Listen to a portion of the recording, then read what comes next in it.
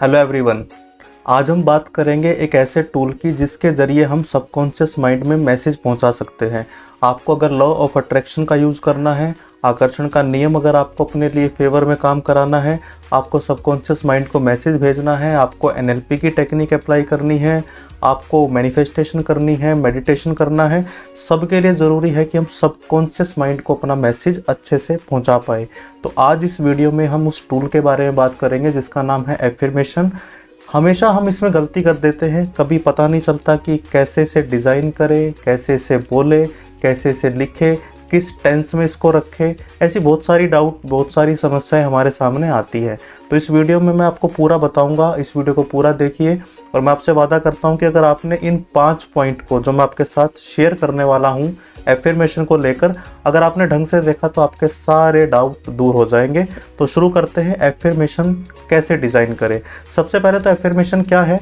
Affirmation वो statement है जिनके ज़रिए हम अपने सबकॉन्शियस माइंड को मैसेज भेजते हैं, यानी इनके ज़रिए ही हम अपनी मैनिफेस्टेशन, अपनी इच्छाओं को पूरा करने के लिए अपने सबकॉन्शियस माइंड को कमांड देते हैं। तो इनका सही तरीके से यूज़ करना बेहद ज़रूरी है। अदरवाइज़ क्या होता है कि आपकी एफर्मेशन में अगर कमी है, वो फाउंडेशन अगर गलत है, तो बाकी सारी चीज़ें उसी का रिज़ल्ट है, मैनिफेस्टेशन उसी का रिज़ल्ट है, अट्रैक्ट करना उसी का रिज़ल्ट है, तो वो कुछ भी नहीं होगा। तो सबसे पहला रूल एफर्मेशन डिज़ाइन करते टाइम वो ये है कि स्टार्ट विद आई, मैं से शुरू करें।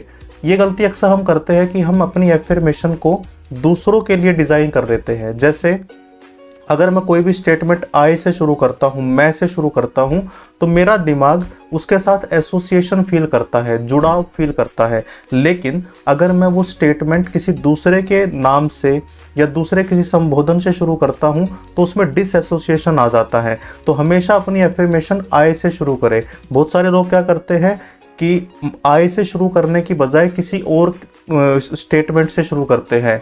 जैसे मेरा पार्टनर मुझे पसंद कर रहा है, मेरा लीडर, मेरा बॉस या मेरा जो सीनियर है वो मुझसे अच्छे से बात कर रहा है। अब यहाँ पर क्या हुआ कि हालांकि वो आपने अपने साथ एसोसिएट किया है, लेकिन अगर आप इसकी बजाय मैं से शुरू करें कि मैं ऐसा बन रहा हूँ कि मेरा पार्टनर मेरे साथ अच्छे से खुश है, तो इसका ज़्यादा इम्पैक्ट पड़ेगा आपके सबकॉन्शियस माइंड के पास। तो हमेशा स्टार्ट विद आई, मैं से शुरू करें। बिल्कुल बेसिक है ये, मैं से हमें शुरू करना है, आई से शुरू करना है।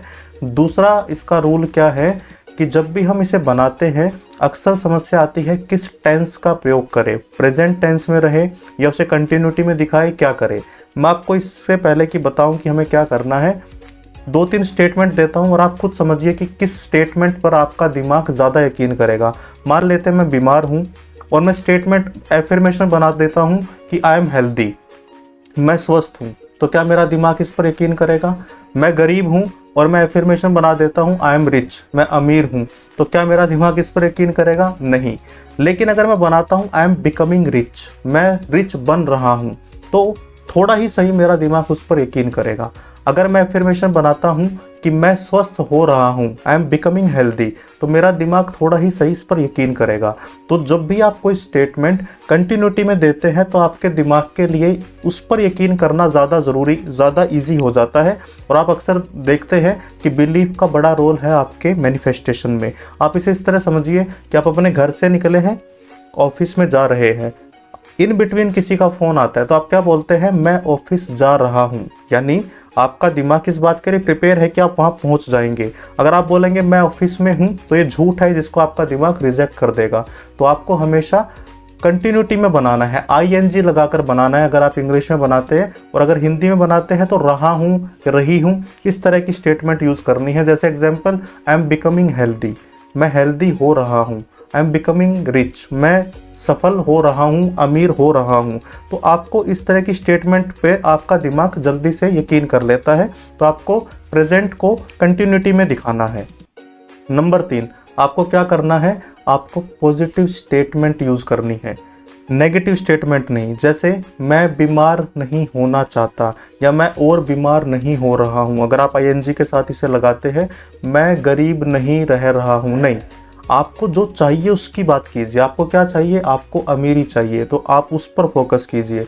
आपको अच्छी हेल्थ चाहिए तो उस पर फोकस कीजिए। अच्छा पार्टनर चाहिए उस पर फोकस कीजिए। अच्छा रिलेशनशिप चाहिए उस पर फोकस कीजिए। यानी आपकी एफर्मेशन पॉजिटिव स्टेटमेंट में होनी चाहिए। इसमें डू नॉट का यूज़ नहीं होगा, क्योंकि आपके दिमाग के लिए, सबकॉन्शियस माइंड के लिए यस और नो का कोई मतलब नहीं है, वो इमेजेस पकड़ता है। जब मैं बोलता हूँ कि मैं और बीमार नहीं हो रहा हूँ, तो नहीं, उसको समझ में नहीं आएगा। वो क्या पकड़ेगा? बीमार कॉन्सेप्ट पकड़ेगा, इमेज पकड़ेगा, और उससे उसको वो मैनिफेस्ट करना शुरू कर देगा। तो हमें अपना फोकस कहाँ पर लगाना है?